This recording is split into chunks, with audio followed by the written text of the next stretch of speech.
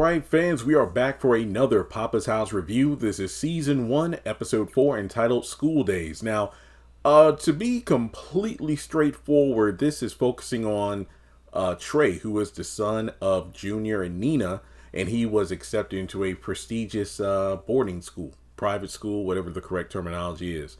And Poppa is in a position where they are asking him for the money to finance Trey's education, but it's very expensive. What was it, like over $22,000? And I'm thinking to myself, dang, back in my day when I went to college at Liberty, $22,000, that's maybe a year's worth of tuition.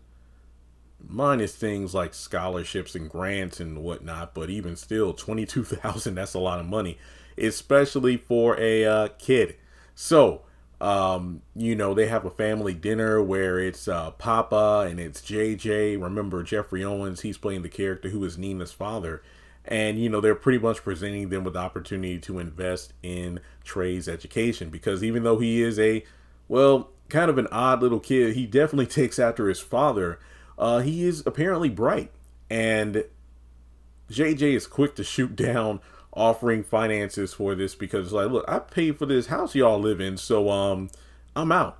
And Poppa doesn't want to pay for it because he never believed in private school to begin with. Now, we actually learned that it was Junior's mom who actually got him or convinced, Poppa to put him in private school when he was a kid. And Catherine is the name of Poppa's ex-wife, played by Raquel Robinson. Tasha Mack. Regina from the Steve Harvey Show. And again, this woman just ages like fine wine. She looks incredible.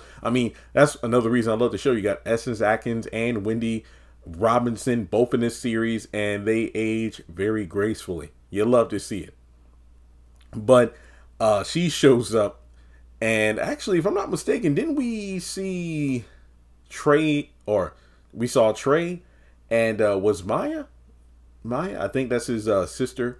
I think she was briefly in the episode when Catherine first showed up. So we get a little more backstory on Poppa and Kat's situation. And apparently she cheated on him and he cheated on her. And then they eventually got a divorce. But of course, he's still paying alimony. And she's calling him out for being cheap and, not budging on this. And it's like, it's not that you don't believe in private school. It's just you don't want to shell out the money. It's like you buy cars for yourself. You buy, all those records and whatnot and all those shoes. But then it's funny how he says, they're collectibles. They're vintage. And it's like, I have a club foot. So he actually gets dragged into going to the private school for a tour. So he goes with his son, with Nina, his ex-wife, and even JJ attends. And apparently, it's funny how he's simping over Catherine, claiming she's the one that got away. So I love their little dynamic there. He's pretty creepy, sniffing her jacket, sniffing her hair. But overall, he gets played by the end of the episode, but we'll get to that later. And I do find it interesting to see, how this episode did a good job of bringing up the difference between public and private school. Now, even though I'm not necessarily the most intelligent in terms of street smarts, my sister, that's her. She knows about like grit and street smarts, like just based on our different demeanors as we were in high school, because I was only one grade behind her in school growing up. Some days, I remember one day we were waiting on the bus outside. This when we were in high school. I said, what's crazy? Like, I feel like we both walk into school together. People will look at you and assume you're tougher than me just because I was more, reserved and quiet. You were more loud and, extroverted and stuff. Fun dynamic. But in any case, I agree with Poppa that going to a public school teaches you things that going to a private school can't. Private school can definitely give you a leg up in terms of, your resume / transcript, knowledge about certain things. But I feel like there's I think D. Ray Davis in one of his Netflix specials, he said it. He's like, what? When you're in a position to put your kids in a better, situation when they grow up than you had growing up, every parent wants that.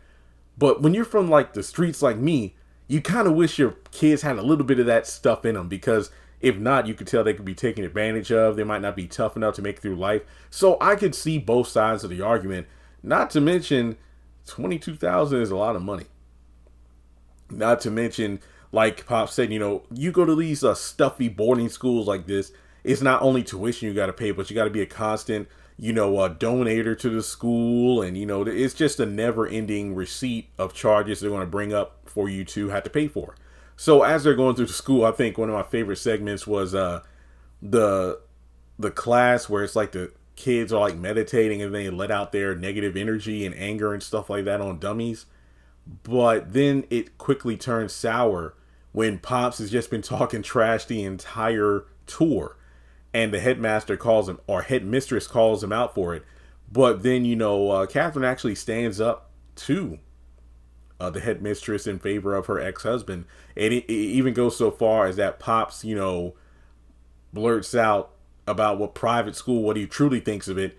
And then and this took me completely by surprise, 'cause I didn't even think they would go this route. But Junior recognizes that, oh, the reason you don't want my son to go to private school is because you don't want him to be a disappointment like me.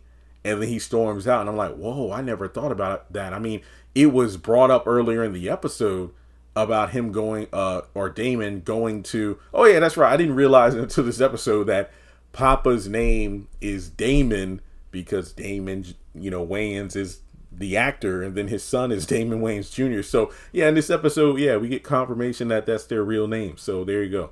But either way, I didn't expect Damon to have that moment where he recognizes, like, yo, my pops is ashamed of me because I went to private school instead of public school. And yeah, his mom was the one that pushed for him to go to private school. But, Damon pretty much tells his dad what's like, look, I might not be the toughest, I might not have all the street smarts, but yeah, I'm goofy. I play with rubber ducks in the bathtub and whatnot, but that's who I am. And, I want what's best for my son too. So then everybody ends up coming over to the house, and Trey actually shows his grandpa a t-shirt he made with a QR code on the back promoting the podcast. Oh, that was actually at the beginning of the episode too, where Professor Ivy, or Ivy Reed, Dr. Reed, and Poppa were doing a podcast episode, which is, again, follow up from last week when they started the podcast after they both walked away from the radio station. And they talked about how to market and whatnot. And, well, little boy did a great job making a t-shirt, QR code on the back that takes you right to the podcast. And I think that's pretty cool. So that pretty much swayed Poppa into realizing, you know what, fine, I'll help invest in my grandson's education.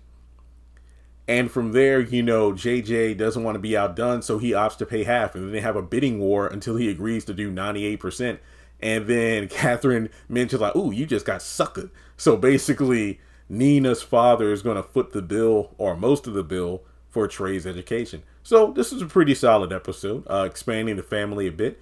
Can't wait to see what episode 5 is going to bring. Wendy brings a fresh energy to the show. I mean, at first glance, if it wasn't mentioned that she was Poppa's ex-wife, I would have immediately assumed that it was JJ's wife because of how bougie and stuck up she is. But either way, I like the family dynamic here. So let me know your thoughts on episode 4 in the comment section below. Like and subscribe. And remember, you can stream Poppa's House on Paramount Plus.